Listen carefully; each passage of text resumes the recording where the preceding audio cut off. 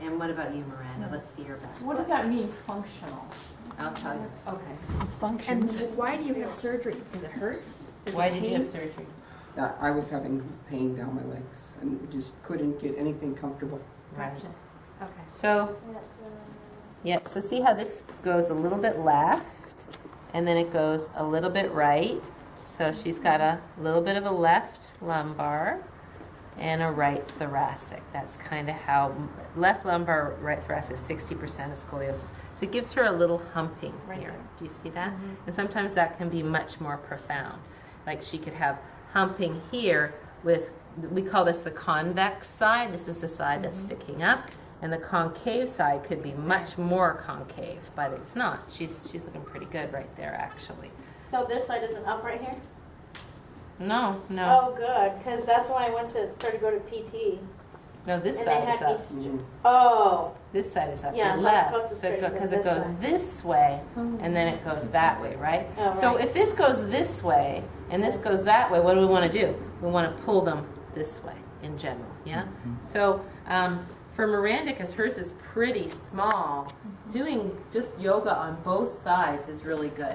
If she had a much more profound, say she looked, let's see, this would be like this. This would be a There was a left lady in lumbar. yoga one that used to come, older lady, with a profound scoliosis like that. Right. Okay. So you I can see- remember helping in your class that day, and her saying to me, "Oh, I have scoliosis," and I wanted to go, "Yeah." I mean, yeah. But I was like, "Oh, really? Okay." Yeah. So the thing is, don't go, oh wow, you have scoliosis, because it's not going to help them. Just, they're doing okay, they're living in their body. Just stretch them, and if they talk about it, then that's fine. But say, even a person that comes in and they look like this, the prescription is the same: do yoga. Now, could we have them do things like, say, we're doing side bending? Is it good for them to do more of this? No, Probably because not. the curve is already going this way, right? So say now we say, when we do this, you do a little bit of this, kind of up more than over, up. And then when you go here, you lean more this way, right? So now you're expanding the lumbar toward the other side, and you're stretching the top. So, I tend to lean a lot on my right, and so I have to you count. I know I have to do that. counteract Yeah, that. yeah. And if somebody has scoliosis and they're doing something like, say, whichever this side of the hump. So usually on this side, if they tend to do this, and now I've got this sort of shortened and this going this way, better for them to put this down and do like this, so they get long, and maybe even to reach this up, right? So now they get very, very long, and so those are like the modifications that you probably want to say. How about we can read the book, but how about you call me and we'll work on it separately? Because until you really know it, I don't think you should be giving a private lesson and teaching people how to do that. Say if somebody said, I'd really like to work on my scoliosis, then have them call me and we'll work on it. We'll give them stuff to do at home. And the challenge is, like, a lot of teenage girls could really, really, really not have to get those back braces. I've had teenage girls come with their moms, and I give them all the exercises that could actually not, they wouldn't need the brace, and they might be able to, at that age, still get a relatively straight spine, but the kids don't do the exercises. They don't want to do them. So, right, they're kids, right? I know, my son had all the stuff with his feet. If he had done more of his PT, he would be better today, but no. So, anyway, let's see. What else? Functional scoliosis, you said? Yeah, so functional scoliosis is like if you carry your kid on your hip like this for too long, and now this kind of all tightens up and shortens up, and this is all kind of lax. I have that. I have a little functional scoliosis from carrying Noah like this too much. Do you think I should have known better? Think I should have switched him? I thought I switched him enough, but sure enough, now if I go like this, my back is pretty good, but you can see that this side is still more developed than the other side, but that could have been from before too. But I just work on it. I don't do in the car. I don't lean this way, which is what I feel like doing, and I stretch my back evenly. So, and I don't have any back pain mostly. So, Yeah, I don't have any. I used to have spasms all the time. yeah. And I went to PT for like Mhm. 2 months, and then we Mhm. stopped going because we moved. And then Mhm. when I found yoga, I was like, oh my gosh, I didn't have any spasms. Right, and sometimes I don't, like I remember when we did talk about it, Mhm. your scoliosis was, you're not Very gonna minor. change it now, it's minor, a regular, good yoga practice is gonna be good, Mhm. and so, I just wanna go take a little break and see if I have that Elise Miller book. You're not gonna have them do this a whole lot. You might say, hey, when we do that, how about you go to the other side? If you see that. That's the main thing. But I'll get the book and I'll suggest that you get it. Okay. So where are we time-wise? It's 3 o'clock. Oh, good, okay. I guess we can start looking at shoulders, huh? Because that's kind of the next big thing. Let's go to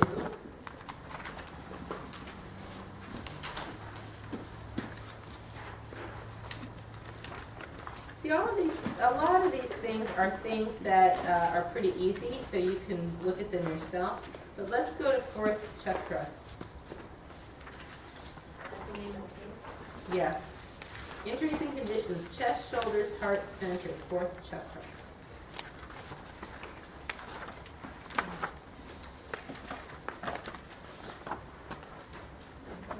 And I might just skip around in this because I actually, Yep, this in the big packet that I had Yeah. collated. Yeah. Okay, thanks. I'm thinking we should have just put all the breathing stuff together, all the shoulder stuff together, because it's kind of bunched up when it's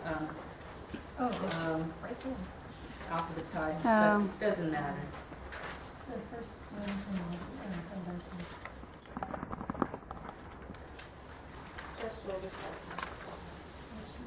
Okay, we're just gonna do what to do, what not to do. And they're on here, but let me just clarify it, right? So, if the person has asthma, the big thing is don't overbreathe. Don't try to take the biggest breath. Take breaths that feel comfortable to you, and if you can, lengthen your exhale, and sometimes, if they have a hard time exhale, they can't get the breath out, blow out through pursed lips. Yeah? Learning to breathe through the nose shallowly and lengthening the exhale and finding ease in the breath through regular and gentle practice is great for asthma. I mean, in general, when people come in and they say they have asthma, I don't go, oh, blow out through your lips. I say, well, just don't force your breath. Don't breathe too deeply. If you feel like you need to rest, rest before you have to catch your breath, before you get out of breath. And if they say, can I use my inhaler? Can I have my inhaler on my mat? Absolutely. Anecdotally, I've used that with a little girl that had an asthma attack right in front of me, Mhm, mhm. and I taught her to breathe in for 3 and out for 4, 5, Mhm, and it mhm. calmed her down like immediately. Yeah. Like 3 or 4 breaths, and she was good. Yeah. So yeah. it Slow really down. does. Yeah. Slow down the exhale, and if you can, blow it through your mouth if you're really feeling it. You're absolutely right. Is Which- it common for people with asthma to have an asthma attack during class? No. I have asthma and I've never had problems. No, yeah.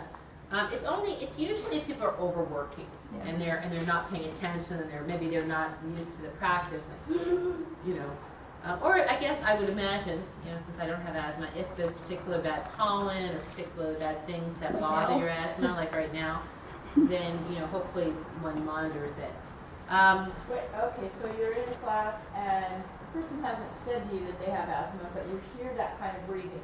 Is it appropriate to go over and say, are you having a little asthma problem right Yeah, no, I would never do that. now? Okay. Because you don't want to suggest what it might be. No, that's why I'm just saying I would never do that. Okay. I would say, how you doing? Oh, I have a little asthma.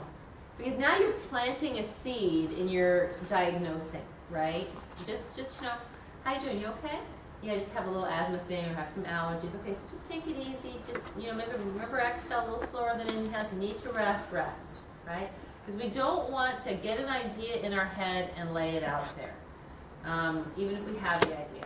Let them tell us, right? Okay. Can I just tell you something anecdotally? Yes. One thing that Yeah. people with without asthma don't understand. Mm. And I've had people say this to me, just calm down and breathe normally. No, you can't do that. Okay, When you're in the midst of an asthma attack and you can't breathe, panic sets in. right. No amount of calm down, it's in your head. If you just think about things without pollen, you'll be fine. No. It's a physiological response. Right. And so I just wanted to put that out there. Okay. And But what if we say breathe in the way that feels best to you? that could work, but again, if you're like, the best analogy I can give you is if you've ever had a milkshake and you're trying to suck the milkshake in through a straw, that's what it feels like. Mm-hmm. You can't get breath in. Mm-hmm. And it can be painful and can be scary. So maybe talking calmly, saying breathe in the way that's best for you would be appropriate. But I wouldn't tell a person in the midst of an asthma attack to calm down and breathe normally, because you can't. What about like coaching them through a breath? 'Cause that's could try. What I did with her. You could try, yeah. That might not be a bad idea. What about if you said blow out, because this is the general recommend thing, blow out through your mouth? Well, it could be calming. But shouldn't they have an Physiologically, what is happening during So an she asthma just attack? suggests. So the bronchioles aren't able to expand, So right? breath is not coming in, you're not able to get breath in. Mhm. No, you can't breathe because your bronchial tubes are spasming and constricting, so you Right. can't get breath in. Right. So And they that's what can't causes the expand. wheezing. It can kill. Well, in extreme cases, Some I people suppose. have died. Yeah. I suppose in fairly extreme cases. Well, let's move on. Let's move on. Yeah. Okay. All right, That's it why, doesn't really happen. and this is why we did these links, because I knew if I have to explain every single condition to you, we're going to be here for 6 more weekends. So you guys, that's why you have a link to read about. It's good when somebody has it. We do the briefing, but let's not belabor because we got a lot to get through. Okay, biceps tendon and tendon tear. So where did the biceps tendon connect? There are 2 places.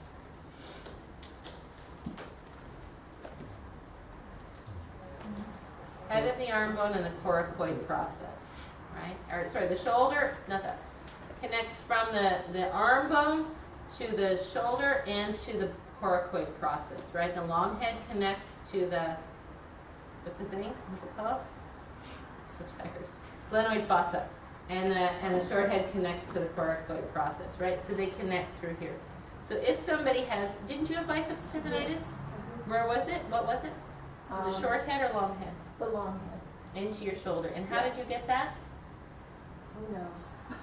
Okay, It just, I'm sure I had injured it over time. okay. Um, And what was the prescription? They gave me an injection, cortisone injection, Uh-huh. resting it for a week. Did you do any yoga at that time? I did, but Just didn't use that. didn't use that. Right, right. So that's a great example. So somebody comes like Alice and they say, I have some biceps tendonitis. So the main thing is do what you can. Don't bear weight on the arm. Don't do downward facing dog. Don't overstretch it. Just do what you can. And all of this kind of stuff is all really good for it because we want to keep things moving. We just don't want to overdo it. Do you think I should get a cortisone shot? How do you answer that question? Your doctor. I always say, I don't always say ask your doctor. I say I would really research it. Because, sometimes doctors don't give the best advice. So if you say I would research it, that includes talking to your doctor. But find out the pros and cons. See, that's why we have the internet, Sometimes it can be a good thing. Sometimes it might not be a choice you want to make. And I think in that case it probably was a really good thing. I'm not anti-cortisone shots. It just, is it needed or is it going to heal on its own? Okay, Kat, usually, Alex, I'm quite certain when you had your biceps, you could do this, right? Yes. No problem. It's really just when you're pulling it out like this. It's just when the arm is moving away from the chest that it becomes a problem. I probably wouldn't have the person do plank at that time. I want that to, but one of the reasons we get biceps tendonitis is the bicep is too tight and the chest isn't stretched out enough. So in general, all of these things that we do, the things that stretch the chest and stretch the biceps, very, very good because it will prevent that kind of thing. I think Alice was at home doing push-ups, that's what No, I actually was going to as I recall, the Chinese massage place. Oh. And the person took my arms out to the side and then pulled back. Oh, okay. And I could just feel, I just felt maybe the shock. Oh, wow, I could okay. feel the shock of the injury. Oh, wow, wow, okay. So there you go. So not Beware. with it. You know when we do the strap stretch, right, where you hold the strap and you do this, so you want to be a little bit careful of that, which is like, that's why I like that you put one foot forward and you lean in where you are. Sometimes if you have two legs and you lean forward, like, do they still do that in Iyengar? They must. Where you have your feet against the wall and you do that. I would do, if it were me, I would do one leg first. So the person gets a feel for it before they sling their whole body weight into it. You do it progressive. Yeah, okay, all right, good. So, I mean, there was no progressive when I went to the Iyengar. All right, yeah, so okay, that's that. Movie groovy, gentle stress stretching, and if they're laying on their side or on their back, put a blanket underneath the arm, right? So that it's not hanging in midair doing this, right? Now there have been, I did have one student who came up to me, she goes, there's something wrong with my arm. It's just, when I do a push-up, I don't have any strength. And I look, and she had torn her bicep right off the coracoid process. It was in a little roll right here underneath her skin. And she didn't know. And I'm like, didn't that hurt? And she goes, I don't know what it is. Look at it. So it's a big knot right here. And we don't know how she did that. She thinks it was maybe walking her dog. But, okay. It does happen. Okay. Breastfeeding. It's not an injury or a condition, but it is something to think about, and it relates to the chest. So if you're breastfeeding and your breasts are really full, belly line can be uncomfortable. So you get a lot of young women, they come, not a lot, but they're coming back to yoga and doing Ardha Shalabhasana not so good. So they could put their forearms underneath their head and just reach their leg back if that feels okay. If it doesn't feel okay, they can lay on their back and put their legs up in the air and that kind of thing. They don't have to do those things. The other thing that feels uncomfortable when breastfeeding, or for women that have large breasts, is this. At least if you have large breasts, you just accommodate it. If you're breastfeeding, your shirt can get wet. So, you just do, the best you can comfortably. But it is really good for moms who are breastfeeding to stretch the chest, because they're always doing this, right? So all the kind of chest stretching, what a great idea for them. Carpal tunnel syndrome. So the main thing that we say to people about carpal tunnel syndrome is, it's, Oh, sorry. No, I go said no ahead. plank. right? But the main thing is carpal tunnel is easy to prevent and difficult to get rid of. So, and this is really true. Stretching. Right, so all the carpal tunnel things. So when actively flared, so a person does have carpal tunnel, avoid plank. Instead of having hands flat on the block, we use fists with the thumbs forward, anything that bears weight on the carpal tunnel. Often people who are, relatively capable of doing down dog, their carpal won't bother them in down dog because there's that gentle lift. But I have some people right now in an office and they can't do down dog. Their carpal is so bad. So we don't do that. We do dolphin, right? Because they're fine. Otherwise, it's just the wrists, and these are relatively young people. Walking forward from down dog can be hard on the wrists. Hopping or stepping forward, if they have carpal, none of that. And even coming down from down dog, they have to be kind of careful so they don't let their fingers come up and press into the wrists, right? The best medicine prevention, all the things that we do for stretching, that we've already gone over those things, and the strengtheners, weight bearing and not weight bearing. I mean, downward facing dog, plank, chaturanga, all of those things are great to avoid carpal tunnel because they really do stretch the wrist. Ball rolling on your hand is a great one for anybody that works in an office. We've done that before. Okay, so chaturanga elbow. Often comes from poor hand position in chaturanga with the hands forward of the shoulders, or guys that have really big shoulders and they're trying to squeeze their elbows in. So we're just thinking like the hands come wherever the lats are, right? If I have big lats out to here, I'm not going to try to squeeze my elbows in and squish because it's going to affect my neck or my elbow. So I'm going to stay with where my lats are And of course, as best we can, we want to keep the hands here rather than here. And it's so important if you teach yoga 2 classes in particular, where you're teaching chaturanga, to make sure they know that difference, right? And to have them really work. And what as you know, we've gone through this, when you're teaching chaturanga, just do a little bit at a time. Release the wrists, use the balls on the hands, all that stuff.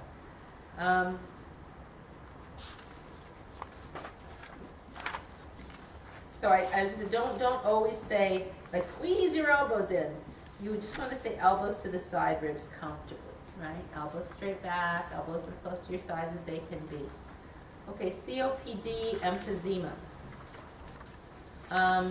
So chronic obstructive pulmonary disease, which usually comes from smoking. That's usually the main thing, right? And they can't get in a whole lot of breath. They can't breathe out a whole lot of breath. They can barely breathe, right? So one of the big things that gets people out of breath in COPD is arms overhead. Very hard for them to do that, right? So one arm at a time. One arm at a time is better.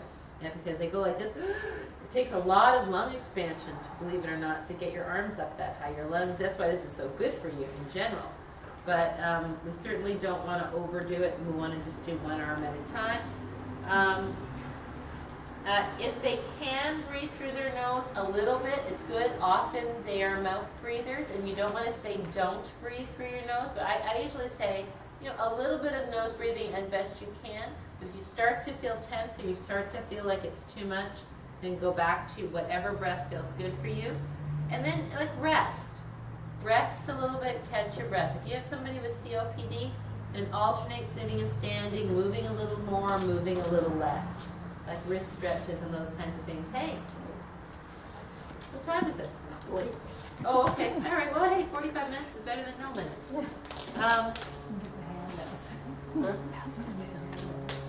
Golfer's elbow medial epicondylitis is usually where they have pain in here. Hey, hi. Nice to see you.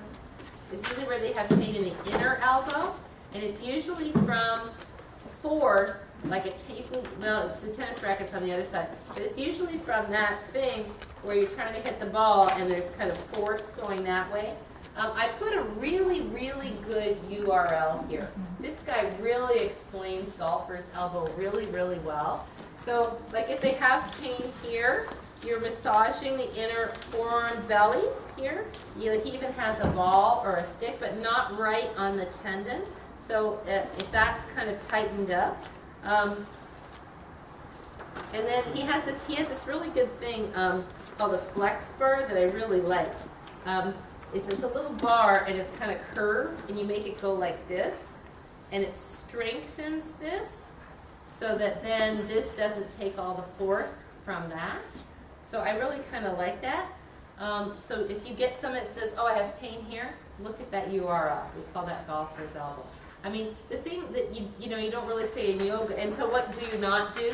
Plank, chaturanga, down dog, anything on all fours until that's healed up. Does that make sense? And could they do stuff like this? Yeah, like you're turning a doorknob, right? That's a good one for that. It kind of strengthens it. If it's irritated right now, maybe we don't do that right now. Maybe we just massage it, right? And then often in elbow pain with there's a lot of nerves in here, I will always send people to PT because they use electrical stim and they'll do some manual massage, and that often helps. And then they give them those specific exercises. So my preference would be you could give them the URL, so you could look at this at home, but it's always good to go to a professional because elbows get real niggly and people type a lot, so it's just good to send them to somebody to get specifics. So does somebody, if they have that, usually just have it in the one arm and not both? Yeah. Sometimes it's the way people mouse, it's the way, and that's why if you're talking to people who do sit at a desk all day long, I mean, it is almost office standard now to mouse with both hands, to alternate mouse, not to always use the same hand for mousing. I noticed since go to T's now, lateral epicondylitis. So he had a stick, and he had them rolling this on the stick or on the ball, these outer extensors of the forearm. I liked them a lot.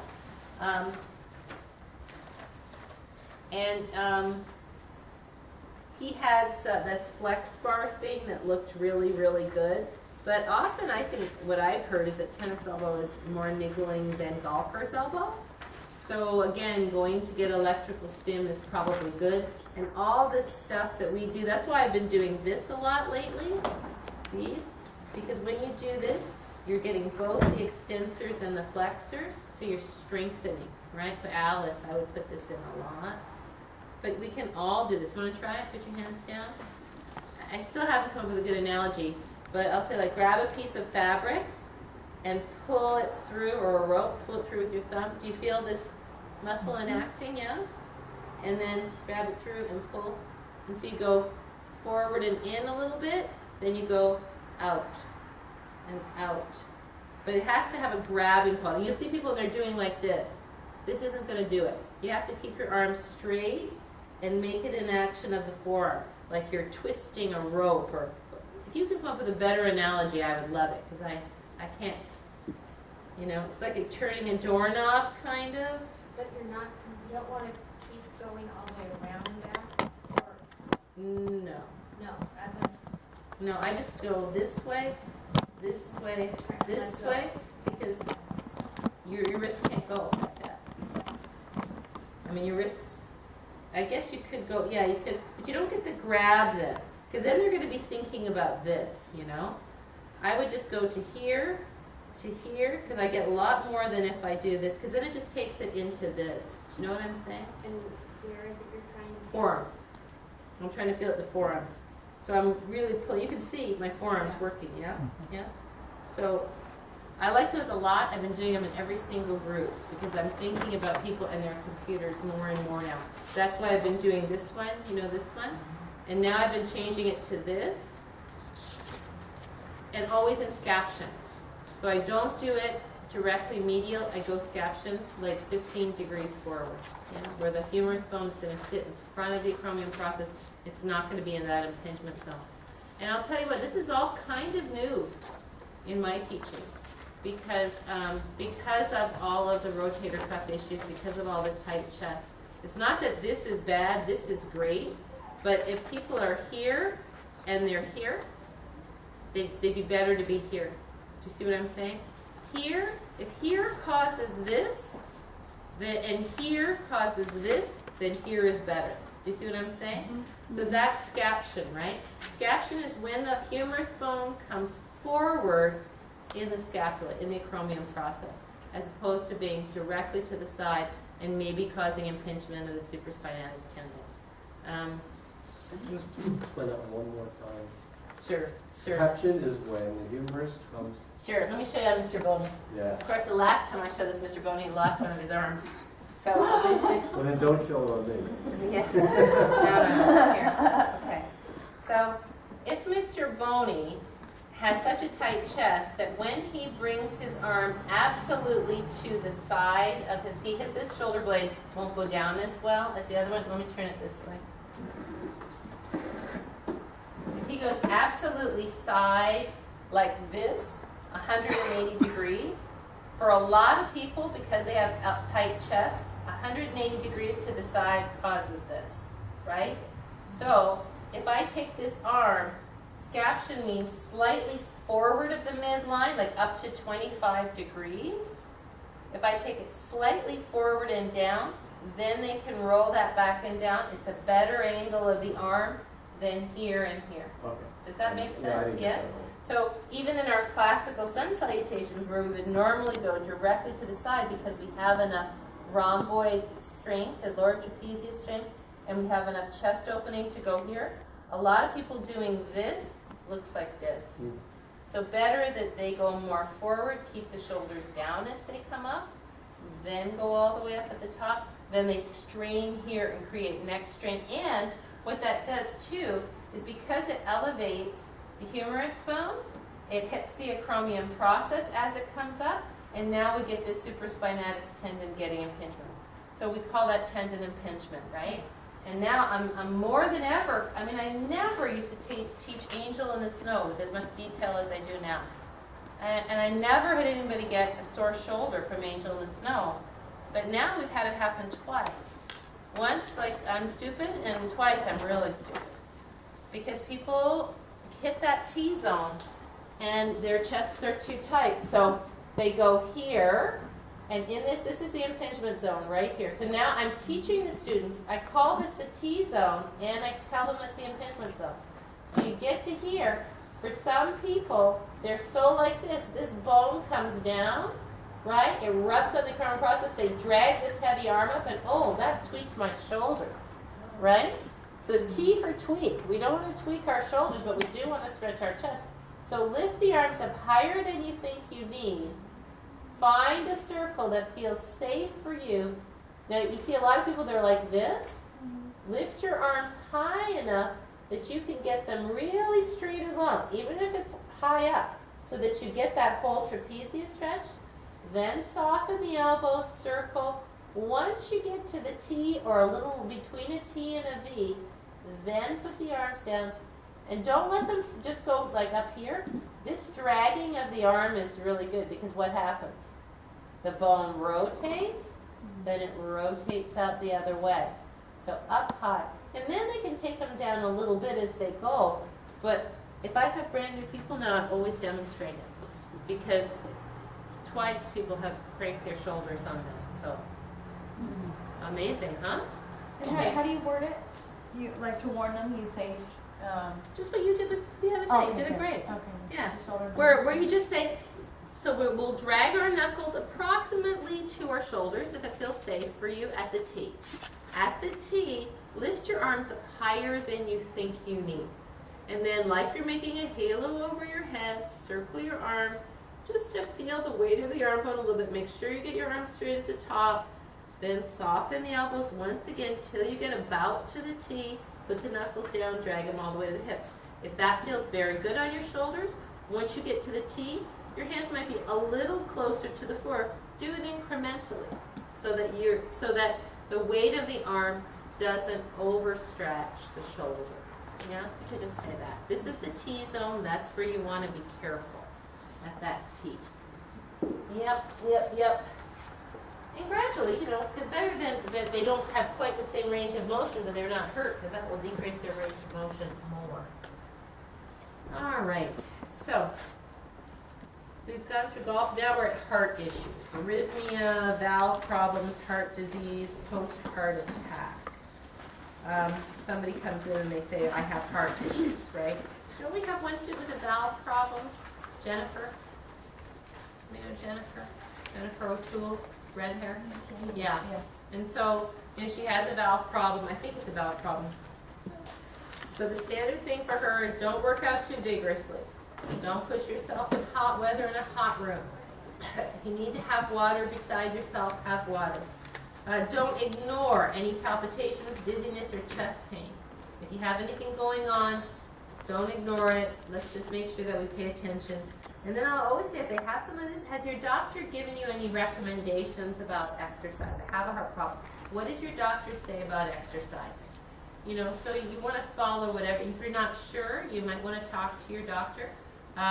You're not going to have them come to a vigorous vinyasa flow class. I'm sure there are people who have those things with arrhythmia. I have an arrhythmia, and they do a more vigorous class, but they've been working on it for a while. So don't overbreathe. So again, slow down the exhale. Don't lie down if resting. I guess that means it might be good to have a little blanket underneath your back and head so that your head doesn't get low and thrown back. And say you're in a hurry as a teacher, because I have done this times when you're kind of hurried and you go, okay, well, let's Shavasana, right? You don't want to do that with somebody who has a heart problem. You want them to have some cool down time if you've been doing some, movement, slow, get to the floor, slow, make sure you have a blanket underneath your head. Gentle to moderate practice, discuss level of activity with physician. Be aware that changes in medication can affect the practice and rest is necessary. So, if you have some medication, make sure you talk about your doctor with it. If you're feeling discomfort, move slowly. Then rest sitting up with head lower than heart. So if they're feeling discomfort, they say, oh, you know, I'm just not feeling really well. Don't say get down on the floor and lay on your back. Say sit down in a chair, put your head lower than your heart. Has this happened to you before? How do you deal with it? Right? Oh yeah, how does that look? Yeah, I can't get a visual. Sitting up with your head lower than your heart, yeah. Well, just like this. You're sitting in an imaginary chair. Oh, got it. Okay. You know, you don't have to turn upside down. In fact, you don't want to turn upside down. Just head down. If chest pain occurs or any symptoms they have not experienced before which feel like a warning, have someone drive them home if there's someone there, or call 911. I believe I have a handout there that is about the symptoms of a heart attack, right? I mean, it's pretty unlikely someone's going to have a heart attack here, but it's probably good to know those symptoms. And it's good to know that women tend to deny the symptoms. My understanding is, if anybody has more knowledge of this than me, please bring it up. And we will take a CPR class. Did you take a CPR class? Yeah. Okay, so we need to get you CPR certified, yeah, before you can be on your own. Anthony, you have your CPR certified, right? Okay. Audrey, Mhm. are TIAs transient ischemic attacks? That's what they're called, transient ischemic. Those Are are- those heart related, or are those There's neutral. That's a stroke. stroke related? Okay. Yeah. So we did a thing on Considered stroke. strokes now. Oh, Didn't we talk about stroke already? Mm-hmm. Yeah, yeah, okay. I was just wondering. So yes, Audrey, one Yes. thing I would add on women's Yes. symptoms of heart disease is typically women, this is, what the textbooks of medicine have always been about men, which is heavy, they don't say it's chest pain, heaviness, tightness, squeezing of the chest like an elephant, like that commercial for respiratory to an elephant. Sometimes it'll go to the neck and sometimes it'll go to the arm. That's angina. It lasts over 5 minutes, it's probably a heart attack, and it's not something anybody should fool around with. It's 911. Unless they have it regularly, they take a nitro, but I don't know if they would be here. right. Women, it's more likely fatigue. I don't feel right, maybe nausea. They just don't feel right, they're just tired. And chest pain or chest heaviness is less common. It could be in the arm or dizziness, lightheadedness, nausea. And usually people, when they're not feeling well, you see it in their face, and if you're, anybody here, a mother or a parent, a father, you know it when your kids are sick, right?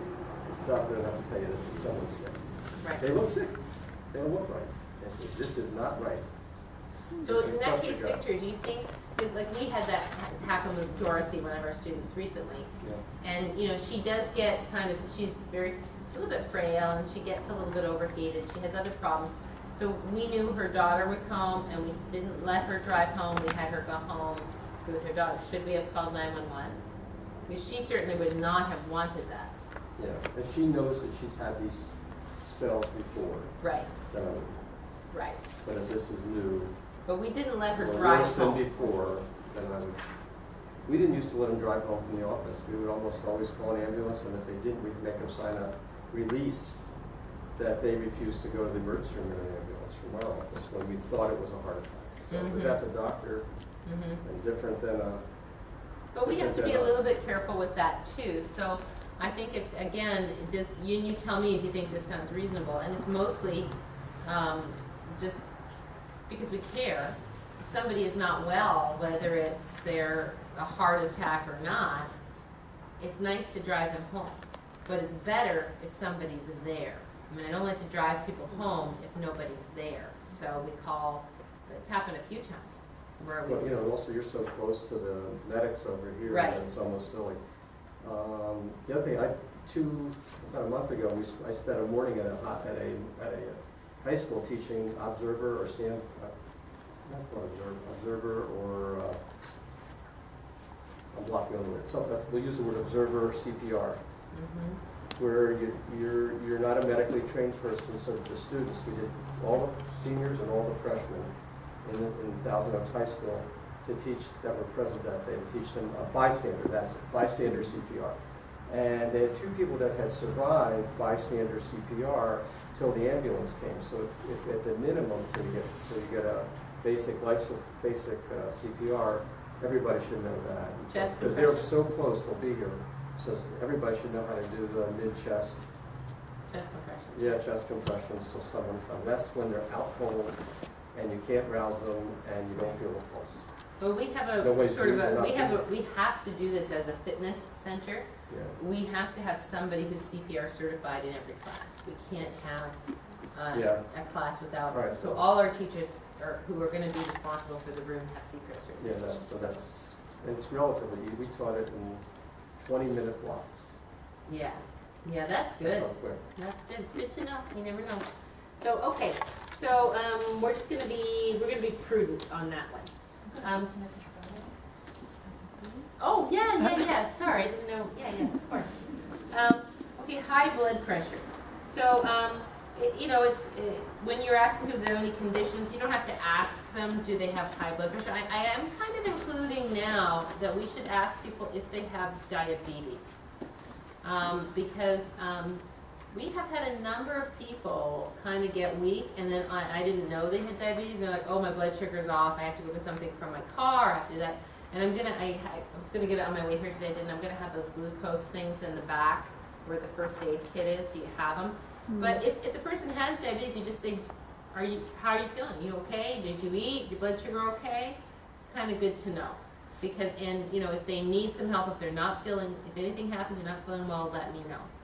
Because we did drive somebody home who was having a blood sugar issue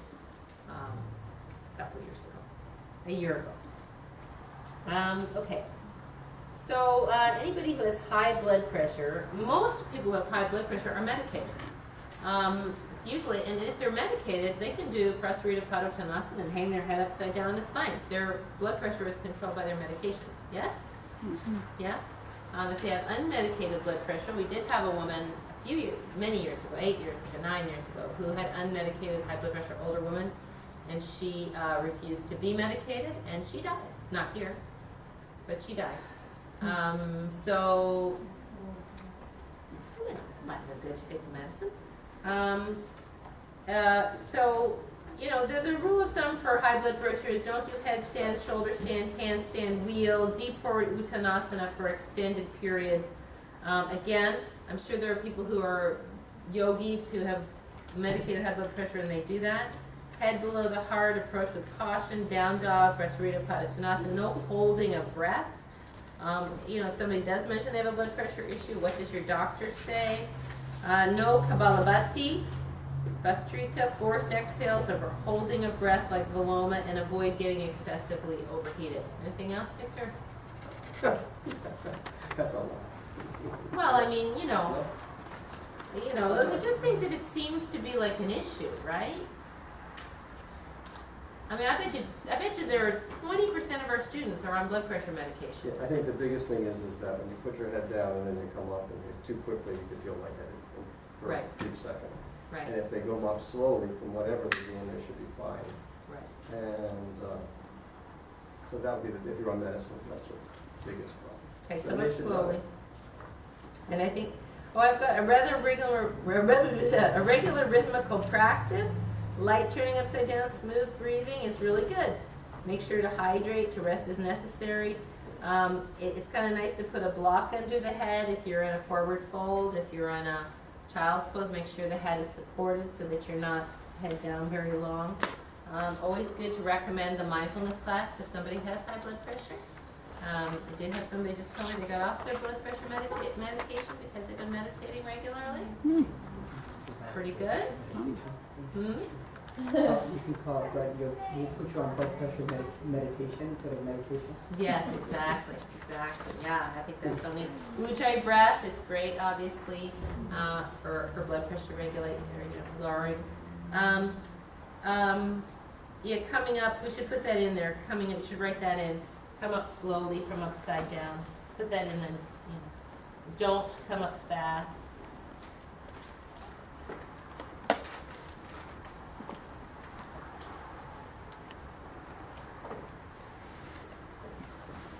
Okay, low blood pressure, I've got don't change positions rapidly, because I find out more with people with low blood pressure. They have to come up sequentially. Usually, if somebody has low blood pressure and I can help it, and I know, like Jenny, has really low blood pressure. She's tall. She's got a neck like this long, and so it's better for her to come up slow, a little bit at a time, and usually with chin down. That helps. Don't over-exercise in heat. Hydrate, always good. Oh, you know what I was going to say? If somebody says, if I turn upside down, will the blood rush to my head and give me high blood pressure? I've had somebody ask me that. So no, blood will not rush to your head or you would die. So we don't have to worry that by turning upside down, all the blood is going to go into our head. There are regulators that keep the blood from rushing to your head. And in fact, there's some theory in yoga that if you do inversions, it helps the blood pressure to regulate because those valves keep having to be active so that blood doesn't rush to your head, so it helps to, but it's a theory, I don't know that it's proven.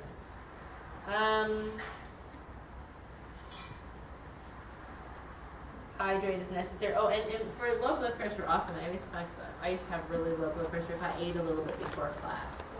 You know, if I am really, really hungry, that's not good. Yeah, you're a very low blood pressure person, you get that too. I tend to run low, so I typically try to have something like an hour or two, a banana with some peanut butter or something. Right, before, right? And that's something that people do bring up. I get dizzy when I come up. So head down, make sure you eat, make sure you hydrate. Okay, shoulders. I put a video that's a good video of overall info on shoulders. Because Victor and Cissy were talking about the fact that that's why you have all these URLs. Because if we go into great detail on every single condition, it'll take forever, but these are pretty good URLs, I think. So the big thing with shoulders, people have shoulders, just don't do what causes pain. And be careful of weight bearing, right? We'll do some specific things.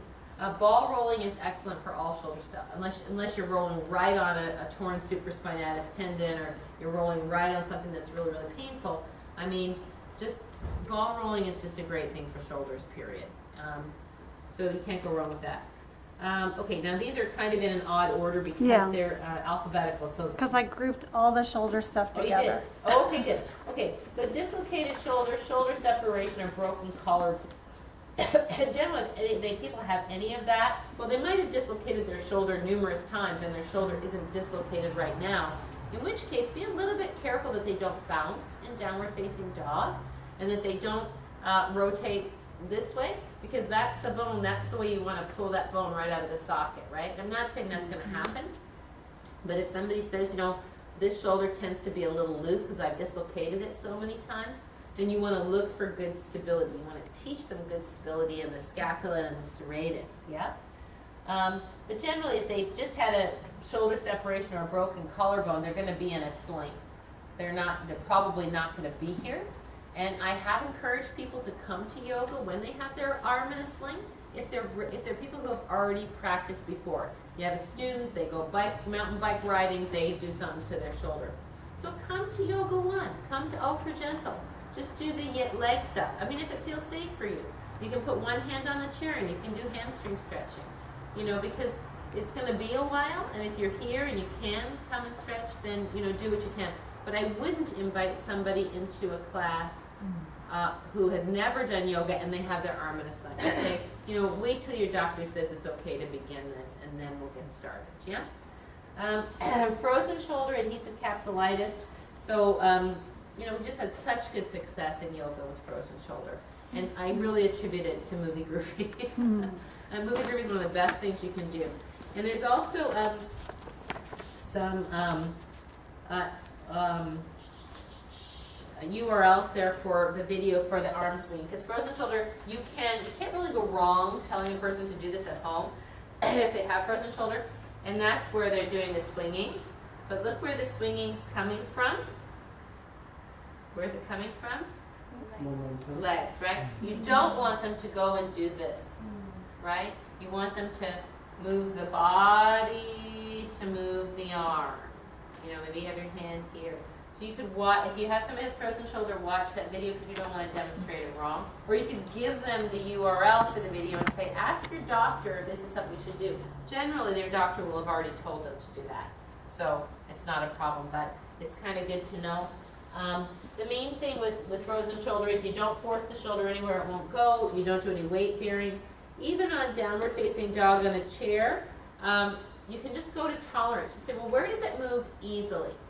Because sometimes the shoulder doesn't move, but the person puts a little bit too much leverage in it, and they can kind of crank it and cause more inflammation. So we don't want to do that. We're just going to say, where does it move easily? Certainly you don't want them hanging. You don't want them to try it and hang their weight from the chair and wink your pony. Certainly don't want to do that. Because we don't want to flare the pain, right? They will often ask you, do you think I should get a cortisone shot? How long is it going to take my shoulder to unfreeze? And then again, I would say I would really research that. I would talk to other people who've had it. For some people, it's probably good. Frozen shoulder doesn't happen overnight. It's not going to unfreeze overnight, but generally it's not a life-threatening condition, and you should feel better. But just do what you can now. Yeah. Should I take anti-inflammatories? And you really have to talk to your medical professional about that. I would research it if I were you. Works for some people, probably not. The best for others. So that's arm pendulum. Roll balls up the wall, side to side scaption. I like that a lot too. Like this.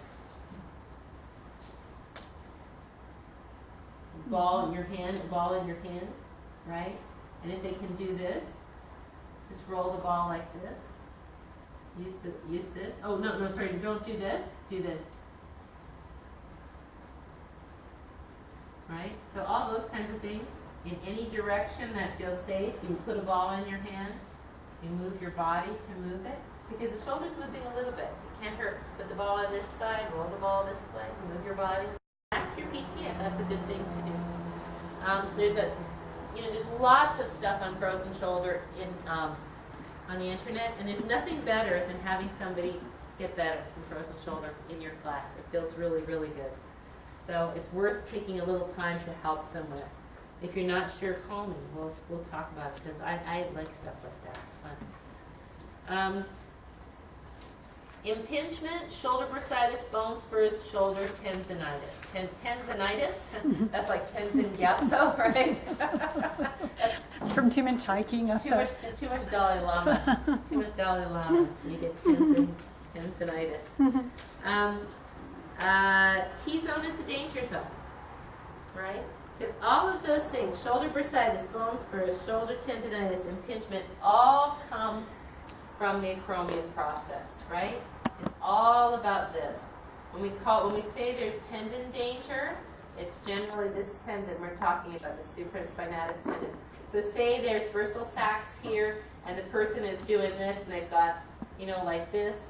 Now they're hitting the roof of the shoulder. If they've got a bone spur here, if they've got a little tear here, you don't want this to hit this. This is the big thing, right?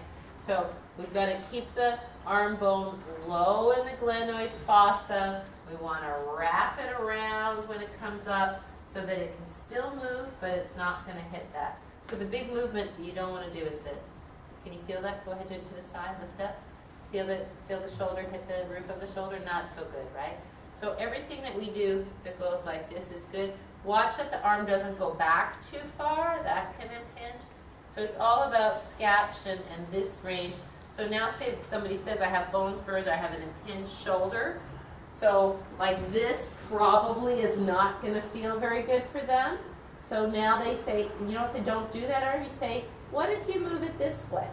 What range can you move it? Sometimes you can have them do like this. What feels safe? So that you don't lose some flexibility here because you've always got the arm down. Just see where you can go that's safe. Also, if their arm is out to the side in Shavasana, put a blanket under it. Because often people who have issues here are scapularly elevated, and now they've got this hanging here like this. So make sure that's fully supported if they have any kind of shoulder problem. And the big thing for people who do have impinged shoulders and bone spurs, once they heal up, or enough that they're not in real pain, is to get the chest stretched and to strengthen the rhomboids, strengthen the upper back. Because like Marty Winter, right? He had some tendon impingement. What does he do for a living? He's a contractor. He paints. He's always working like this. So his chest muscles are tight. And I love, excuse me, I said that 500 times. But now he goes to PT because he has shoulder impingement. And she says, gosh, your chest muscles are so tight. Your upper back isn't doing anything at all. which is fascinating because if you think, like here's a guy maybe who's sawing a board, right? And his chest muscle is so tight that he does everything from here, right? His back isn't doing this. The back muscles aren't working because this can't go back far enough for the back to do anything because the chest is so tight. So the PT's whole recommendation, at first reduce the inflammation, move where you can move. Second, stretch your chest, stretch your chest, stretch your chest, right? And then work on some, I think she had him doing TheraBand like this, right? Which is W's. W's are the TheraBand exercise, but we're not going to be starting to pull out TheraBands and hook them up and stuff. That's a whole other deal. But so the T-zone is the danger zone in any kind of impinged shoulder. Use scaption 30. That's 30. So up to 30 degrees for all side movements. W's, elevator door. This one. It's good as long as it doesn't come back here, right? This is good. I did this one yesterday with people, where you do this. It's my new one. I like this a lot. Hand like this, elbow low, hand up. It's very subtle. And then put your hand here and breathe into pec minor. So now I've anchored the top of the coracoid process back, and by breathing this up, I'm stretching pec minor. If somebody has shoulder impingement and they're in pain, you're not going to do that now. But if they're people who are like this, I love that. Because the PTs will give you this in the corner stretch, you know? And every time somebody comes and says, oh, I've been doing that stretch my PT gave me, and they're going like this, right? So like for me, I think it's good, but I think that I can feel it better, and my shoulders are pretty flexible. For somebody who's not so flexible, how about you just put them here and even just have them turn away a little bit, or just do this. That's my thinking. It's like less. Okay, and then there's you know all those chest, we've gone over chest stretching, right? Okay, labral tear. So a labral tear is a tear in the socket of the shoulder, so in the glenoid fossa. And generally, if the person has a current labral tear, I would tell them not to put their arm over their head until their PT says it's okay. Because there's no way that the bone isn't going to contact the glenoid fossa at the top, and the labral tears usually happen at the top of the glenoid fossa. So I would say, let's just leave that arm out a little bit. Talk to your PT about if it's okay to bring your arm up, and ask how to bring your arm up. Is it okay to go like this? I just had somebody with this at Cancer Center, and her PT said, yo, it's so good that she said to ask me that. Yes, it's okay to put your arm up like that. I just wanted to make sure it was okay. So, no abduction at the T-zone, so this, not good, right? And hit there. No down dog or wink your pony unless okayed by an MD, no chaturanga. Because when you have a labral tear, you're hoping that it will heal and they don't have to go in and fix it. So every time that bone hits that little piece of tear, it's not good. So I would rather err on the, like, let's not do any of that. Could they do this? Yeah. Because then the muscle's the arm bone is not coming up into the glenoid fossa. Just keep the arm down and do this real good. Lower than T-zone, abduction with scaption, okay. So anything down here is okay. So can they do all of this movie groovy stuff? Yes. And they should be working on rotator cuff strengthening, so, you know, W's. But I would not do any of that. I wouldn't try to fix their labral tear. I would try to prevent them from worsening it and let the PT tell them what they should do to fix it. And we have a guy who has a labral tear, but it's not so bad, and he's that guy that's training for the Navy SEALs.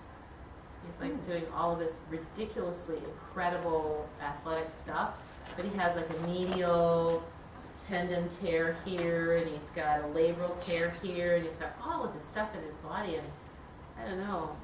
It's going to be pretty intensive training for many, many years, and we're already tearing things. I guess football players do that. I don't know. It's part of your body. Suffer later. What? They suffer later. Yeah, well, he's already suffered. He's not even in it. He's just training to be in there, and I'm kind of thinking, like, how's that going to work out? Okay, but God, I mean, God bless him. He shows up here every single day and stretches. You know, so at least he's trying, right? He's trying to do the right thing. So osteoarthritis of the shoulders, where there's some degradation of the bone around the glenoid fossa, and so really it just goes to comfort, and again being careful of the T-zone so that that bone isn't grinding into the acromion process or into the glenoid fossa. Glenohumeral rhythm so important because keeping that arm bone low in the shoulder socket rather than elevating it and hitting it. If you have osteoarthritis in your shoulder, that's going to hurt every single time. So you want to really teach that glenohumeral rhythm. That's kind of important. Chaturanga may be no good, but depends on overall fitness and musculature.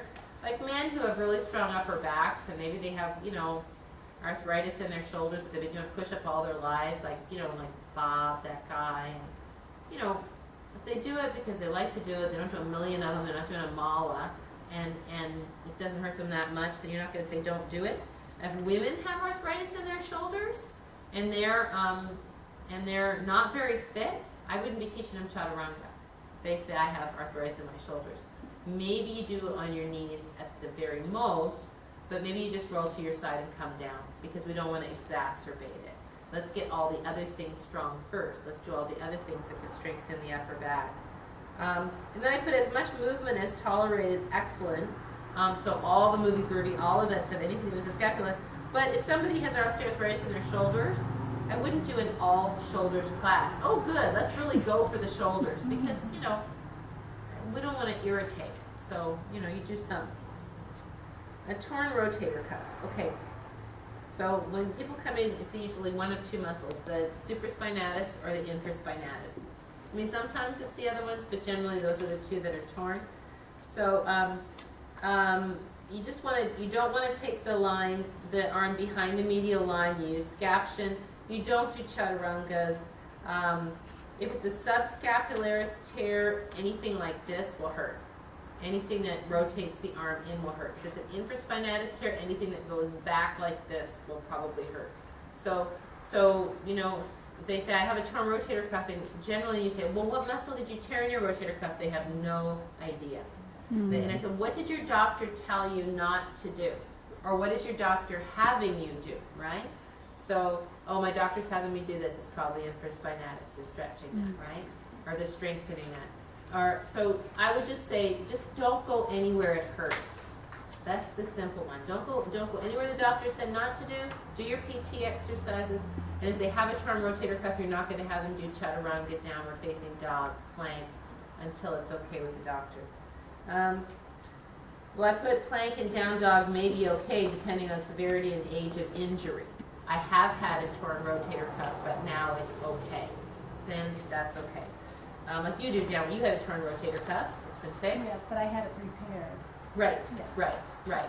Yeah, if it's chronic, and a lot of people will choose not to have surgery on their shoulder and then just live with a torn supraspinatus or something. So then we're certainly not going to have them do chaturangas and stuff like that because it would hurt, right? Yeah, and that's another thing. The last cortisone shot I got, I really did a lot of damage after that because I said, oh, no pain, and I just went for everything. Oh, that's a very good And point. that was a mistake. And then I had the MRI, and they said, oh, you have a really severe tear, and you should have had surgery a while ago. So Oh, okay. you have to be careful with the cortisone. Okay, so that's a great point. Thank you for bringing that up. So if somebody says, well, I know I have a rotator strain or tear, but I had a cortisone shot, it feels good now. And you said, this is exactly when you could hurt yourself. Yeah. So go really careful. Let's not do downward facing dog. Let's not do plank. Let's not do chaturanga.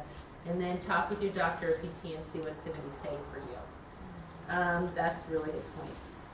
Audrey, what about balls? Balls, all good. That's good when they have Yeah. when it's torn. Yeah, I mean, it's going to Because hurt. they'll go where they. It's going to hurt. If they lean on here and it's torn, it's going to hurt. So just, you go where it's safe. But I wouldn't tell them to do the balls at home. I'd say if they say I have a rotator cuff, what does your doctor say to do? I would do that. But say somebody has it and you happen to be doing balls in that class, that would be okay. Thoracic outlet syndrome, TOS. So that's where the nerves from the base of your neck that go underneath your collarbone and down onto your arm get impinged. Often it's because of tight chest muscles or tight trapezius muscles, tightness, or any people who are scapular elevated, people who type a lot. Very common to get TOS now, especially. So somebody says they have TOS, you don't say, oh, let's do Angel in the Snow, right? Because that's too much right away. But what is good? Movie groovy, all the things that are gentle. Even this is going to be something that will make it worse. So you just don't do it very much. You just shake hands and you alternate open. Shake hands, don't pull it, alternate open. Best thing, of course, is chest stretching. So the best thing for TOS is passive stretch, chest stretching. Like laying over a blanket with your head on a thing, your legs over bolsters, so that you feel like you're getting stretched, but you're not getting any tingling down your arms, you're not getting any pain, your neck is supported. I put no arm pull across body or Garudasana. So you certainly don't want to be doing this or yanking in tight like that. If they have often on one side, you don't want to do this, right? Because it's just going to tighten it. You could go gently to the other side, but you want to watch that the shoulder isn't forward. So with shoulder down, and don't overstretch this way because sometimes that can flare the symptoms if it's tight. So just a little head to the side, kind of good.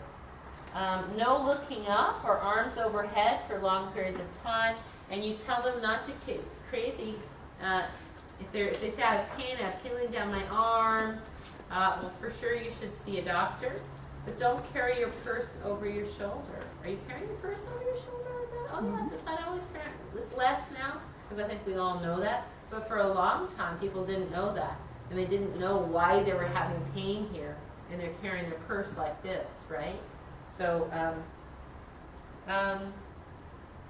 no levering of arms, so we're not going to do anything. Doorway chest stretch gently.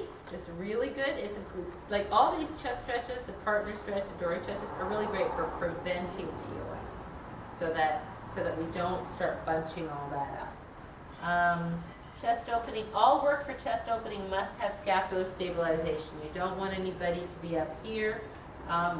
For preventing TOS, W's, pullbacks, good. Don't tighten your neck. Laying over a low roll blanket. Work on upright chest.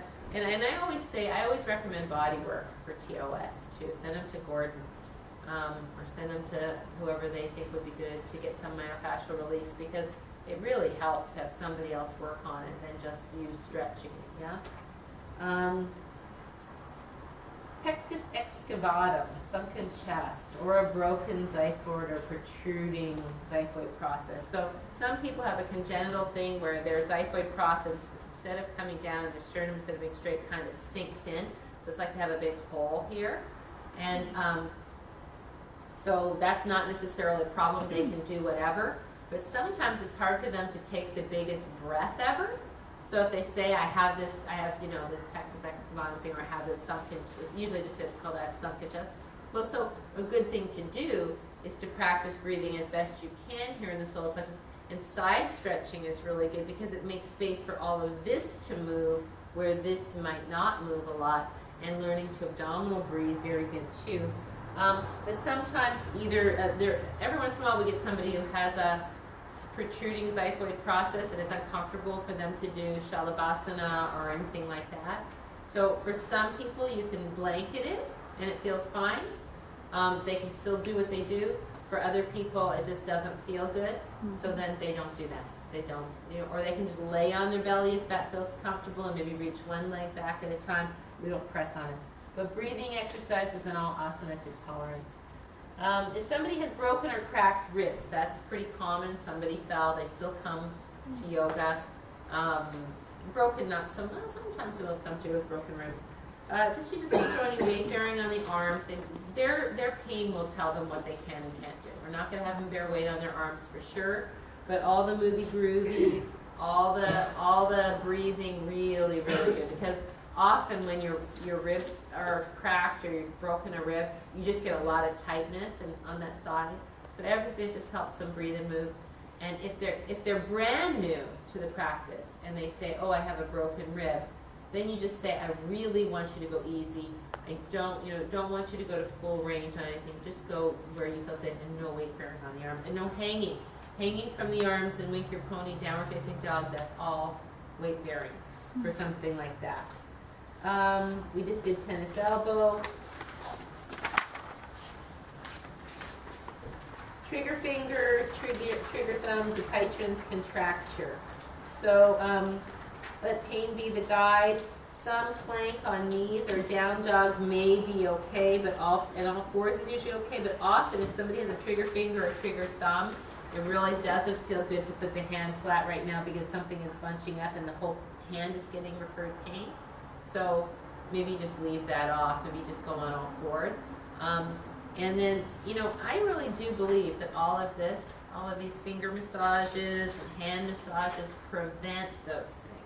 Because every time somebody has come with that, I'll say, well, what do you do? Well, I'm really gardening a lot. I'm always with a shovel, and I started to feel it when I was digging in my garden, and that's when my thumb started to do that, right? So, that we regularly stretch our hands, stretch our fingers, massage our fingers. You can still get it, but, they'll probably go to PT and get some exercises, but, we can probably prevent some of that. Dupuytren's contracture is like what I have on my feet, but you get it in your hand, and that's when this finger comes in. So now, like, maybe you can't put your hand flat because that finger does that. So if you can't do downward facing dog or plank, you certainly don't want anybody like this doing, this is extreme, this is how my dad's hands used to be. You don't want to, my dad never did plank. You don't want to be like that because you're going to be on the wrist. So possibly you could be on fists, and possibly you could be on forearms, right? So that you don't have that jamming. And usually when people have that much, they have surgery on their hand and they get rid of it. Wrist tendinitis is common, and it's a little different than carpal tunnel. So often it's the tendons that come down into the thumb and the tendons that come down into the baby finger, not that tunnel that's right across the midline. And we know that for carpal tunnel, we want to try, and I see this all the time with people. They're stretching their hands and they're like this, right? And this is all closed up in a little V. You want this part to stretch out. You want this part to stretch out. So even if it's like, pull your thumb out, pull the hand apart, yep. But that can really be uncomfortable if you have wrist tendinitis. So wrist tendinitis, just very gently, maybe one finger at a time. You just stretch a little bit. Maybe you just, what's the other one? Maybe you just go like that to whatever feels comfortable. Kind of, this is nice for wrist tendinitis because you're not using any leverage, and you bring some contraction and some release. So that's kind of good. For sure, no weight bearing. And then, definitely ice and rest. That's one place where you can't really go wrong with tendinitis on the wrist. After you practice, ice it a little bit, often people will have a brace on it if they have tendinitis like that on the wrist. All right. What time is it? We must be done. 4:07. 4:07. Okay, good. So we got through that because I know that we said we go to 4:15. So we got through the shoulders and chest, right? So what we have to do now are the solar plexus. Did we do pelvis already, or did we just do legs? No. We didn't do pelvis? No. Okay, so we need to do pelvis, solar plexus, throat, head. And I think that goes pretty quickly. I think that went a lot faster than the thing. So my thinking is that we could get fully done in one more session. And you would never have to meet here again. Because we have to have our CPR certification day.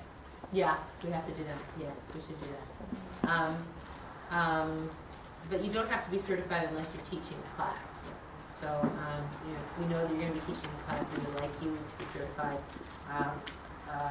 And if you have your own class, I'll pay for you to be certified. If you don't, I'd like you to pay for your own certification. It's a $65. So, what else was I going to say? Yeah, and we'll go over, we'll kind of do a wrap up. We'll finish we'll look at the syllabus. You can bring any questions that you have. And what I'm trying to do, and I said this to Alice because something I said to Dawn, it's really helpful if you want to teach sections of classes for you to email me and say, I'd like to teach a section of a class. Because I don't always remember to email everybody. And I have some people that have been teaching lots of classes or practicing.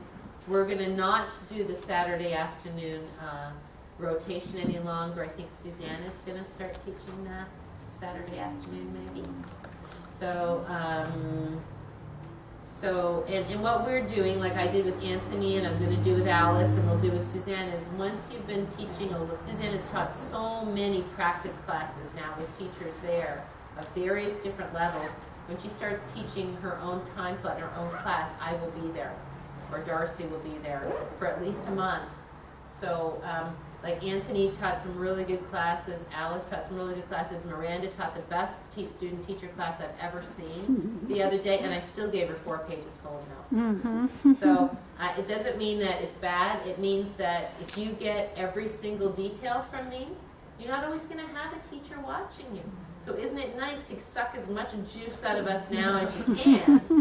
And like all of those things will only help you to be a better teacher. And you have to know that that's really our intention, is to say, I make mistakes. You could sit and take 4 pages of notes on me, and I go, oh yeah, can't believe I did that. You know, because we all make mistakes. But if you hear it, you remember it more, and then gradually all those things dissolve, yeah? But we would love you to all teach sections of classes. We have to kind of distribute it a bit so that it's not always the same students having the student teachers. We try to move you around a little bit because we get the little bit of eye rolling. So, yeah. Alrighty, practice your ohms. That's the other thing I'd like to say. Please practice ohming. Get a nice, if you can't do it, get a little CD and practice with your CD, like, you know, Beyonce does ohm. All right, so I'll email you. We'll figure out one more time. I'd like to do it before Christmas. I don't want this to be the 3-year teacher training.